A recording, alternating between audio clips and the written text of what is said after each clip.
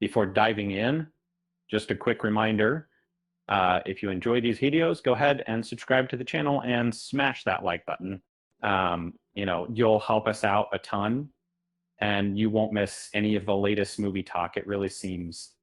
Have you ever wondered how much a historical movie needs to stick to the facts to actually be worth watching? Every time a new epic comes out, the so-called history police start sorting through what's fiction and what's documentary.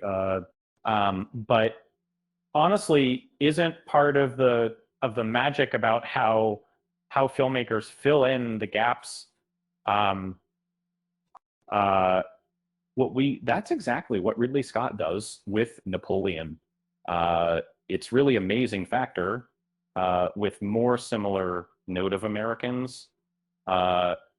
It's not, instead of obsessing over every historical footnote, he builds a world that feels vivid and true, even if the specifics bend a little.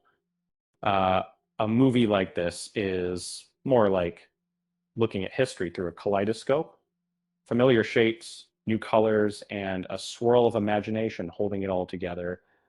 And really, Scott is about as trustworthy as it gets when it comes to sweeping, costume-heavy historical dramas. From his film debut with The Duelists, it was clear he had a thing for epic stories with larger-than-life characters. Whether it's swords clashing in Gladiator or the tense streets of New York in American Gangster, he knows how to create a setting you can almost step into. His attention to detail combined with music and sound that put you right in the mess of the moment mean you'll experience history in a way textbooks just can't deliver. And there's also something special about the way Scott lends authenticity to his films.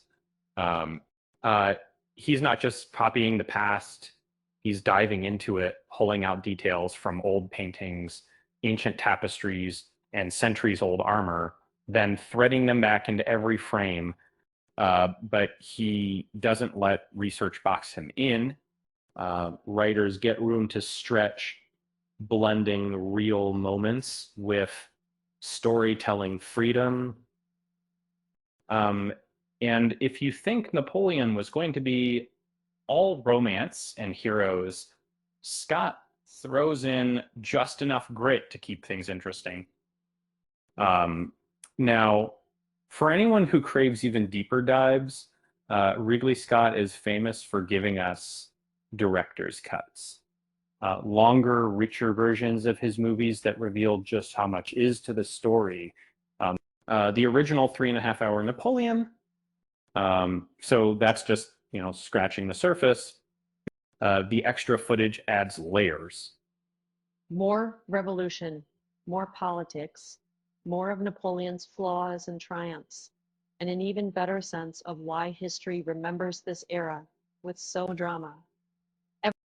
Trying to fit Napoleon's accomplishments and disasters into one movie is sort of like trying to fit a whole French bakery into a baguette. It gets a bit stuffed. But with the extended edition, there's even more room to savor the flavors.